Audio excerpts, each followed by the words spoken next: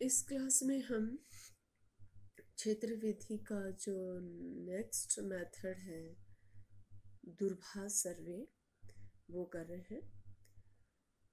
दूरभाष सर्वे में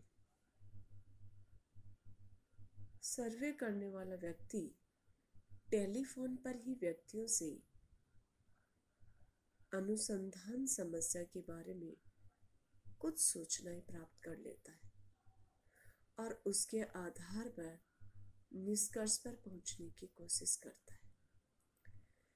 इस सर्वे का सबसे बड़ा लाभ यह है कि इसमें सर्वे करने वाले व्यक्ति को सूचना आसानी से मिल जाती है और उसमें समय की बचत होती है। लेकिन फिर भी इस सर्वे के कई दोष हैं, जिनमें प्रमुख है फर्स्ट, दूरभाष सर्वे में सूचना दाता या व्यक्ति मात्र हाँ या नहीं में सूचना देकर निकल जाता है। दूसरा पॉइंट है, इस सर्वे में सर्वेकर्ता को यह शक बना ही रह जाता है कि सूचना दाता वास्तव में वही व्यक्ति है जिससे वह सूचना प्राप्त करना चाहता है। तीसरा पॉइंट है,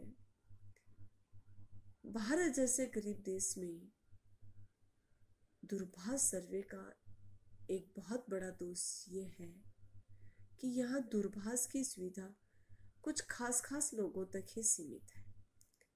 लेकिन आधुनिक युग में तो ये काफ़ी ठीक हो गया है, लेकिन फिर भी दूरभाष सर्वे में अधिकांश दूर दराज क्षेत्रों में दूरभाष की सेवा खराब स्थिति में रहती है। इस कारण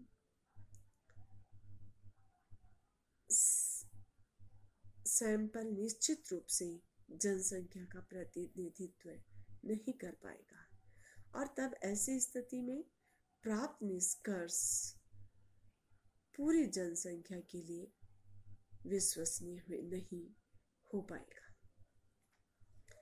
इस तरह से ये देखा गया है कि इस सर्वे में समाज मनोवैज्ञानिक कई उपकरणों या कई विधियों जैसे साक्षात्कार विधि, प्रश्नावली विधि, पैनल विधि, दूरभाष विधि के माध्यम से अध्ययन किए जाने वाले विषय में आंकड़े इकट्ठे करके निश्चित निष्कर्ष पर पहुंचते हैं। कुछ समाज मनोवैज्ञानिकों ने इस विधि के लाभ भी बताए हैं, जिनमें प्रमुख है, इस विधि को सामान्यतः उस तरह के सैंपल या जनसंख्या के अध्ययन के लिए उपयुक्त माना जाता है जिसमें व्यक्तियों की संख्या काफी अधिक होती है। ऐसी परिस्थिति में समाज मनोवैज्ञानिक कई विधियों जैसे प्रयोगशाला प्रयोग विधि, क्षेत्र प्रयोग विधि से उतना लाभ प्राप्त नहीं मिलता जितना कि इस विधि से मिलता है। नेक्स्ट पॉइंट है या नेक्स्ट जो इसका गुण है वो है, इस विधि का कार्यक्षेत्र काफी बड़ा है। इसका प्रयोग केवल मनोवैज्ञानिक ही नहीं करते बल्कि समाजशास्त्री, अर्थशास्त्री, सरकारी एजेंसियां भी अलग अलग उद्देश्यों के लिए सफलतापूर्वक करते हैं। नेक्स्ट पॉइंट आता है, इस विधि में लचीलेपन का गुण पाया जाता है। सर्वे करने वाला व्यक्ति अपनी आवश्यकता अनुसार प्रश्नावली विधि, साक्षात्कार विधि, टेलीफोन विधि का व्यवहार कर या उपयोग कर प्रश्नावली एवं साक्षात्कार के उपयुक्त प्रकार का उपयोग करके अपने विषय का सफलतापूर्वक अध्ययन करता है। इस तरह का लचीलेपन का गुण समाज मनोविज्ञान की अन्य विधियों में नहीं पाया जाता है।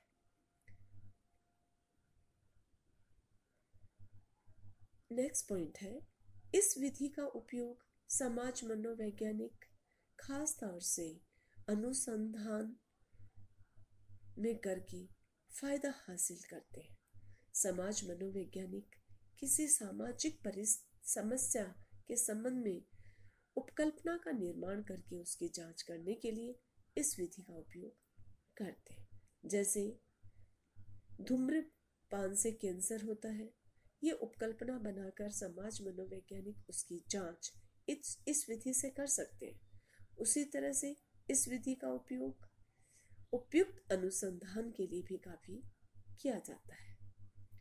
समाज मनोवैज्ञानिक इस विधि द्वारा गरीबी, दहेज प्रथा जैसी समस्याओं का अध्ययन सफलतापूर्वक कर सकते हैं। इसके बाद हम जो नेक्स्ट विधि का अध्ययन कर रहे हैं वो है प्रयोगात्मक विधि, या हम नेक्स्ट विधि जो पढ़ रहे हैं वो है प्रयोगात्मक विधि। समाज मनोविज्ञान में इस विधि को बहुत ही महत्वपूर्ण माना गया है। सबसे अधिक महत्वपूर्ण विधि है या श्रेष्ठ विधि है वो है प्रयोगात्मक विधि। समाज मनोविज्ञान में प्रयोगात्मक विधि का महत्व बहुत अधिक है। इस विधि में मनोवैज्ञानिक किसी सामाजिक व्यवहार को समझने के लिए एक्सपेरिमेंट करते हैं। प्रयोग या एक्सपेरिमेंट का अर्थ है किसी नियंत्रित परिस्थिति में किया गया निरीक्षण। कोई भी मनोवैज्ञानिक प्रयोग की विशिष्टता या किसी भी मनोवैज्ञानिक प्रयोग की विशिष्टता ये होती है कि उसे जब चाहे तब दोहराया जा सके। समाज मनोविज्ञान में जब भी कोई प्रयोग किया जाता है तो उसका मुख्य उद्देश्य ये देखना होता है कि दिए हुए फैक्टर से अध्ययन किया जाने वाला कारक प्रभावित होता है या नहीं। इसके लिए समाज मनोवैज्ञानिक उस कारक में या उस वेरिएबल में कुछ हेर फेर करता है और फिर उस हेर फेर का प्रभाव अध्ययन किए जाने वाले सामाजिक व्यवहार पर देखता है। क्या उस कारक या वेरिएबल में हेरफेर करने से उस सामाजिक व्यवहार में भी परिवर्तन आता है जिसमें हेरफेर किया जाता है, उसे समाज मनोवैज्ञानिक ने इंडिपेंडेंट वेरिएबल या स्वतंत्र चर का नाम दिया है। तथा वह सामाजिक व्यवहार जिस पर हेरफेर के प्रभाव का अध्ययन किया जाता है उसे इन लोगों ने आश्रित चर या डिपेंडेंट वेरिएबल कहा है। समाज मनोविज्ञान के अधिकतर प्रयोगों में स्वतंत्र चर के कई स्तर होते हैं और प्रत्येक स्तर में प्रयोज्य का एक एक ग्रुप तैयार किया जाता है। उसके बाद हम आते हैं कि समाज मनोविज्ञान में सामाजिक व्यवहार का अध्ययन करने के लिए जिन 3 विधियों का प्रयोग किया जाता है वो है प्रयोगशाला प्रयोग विधि, क्षेत्र प्रयोग विधि और स्वाभाविक प्रयोग विधि। फर्स्ट जो हम कर रहे हैं प्रयोगशाला प्रयोग विधि। अब हम ये देख रहे हैं कि ये विधि क्या है। प्रयोगशाला प्रयोग विधि वह है जिसमें समाज मनोवैज्ञानिक किसी सामाजिक व्यवहार का अध्ययन प्रयोगशाला में करके करते हैं। इस विधि में वे परियोजना की एक सीमित संख्या का रैंडम रूप से चुनाव करके उसे आवश्यकता अनुसार अलग अलग समूह है जैसे एक्सपेरिमेंटल समूह है या नियंत्रित समूह में बांटकर प्रयोग करते हैं।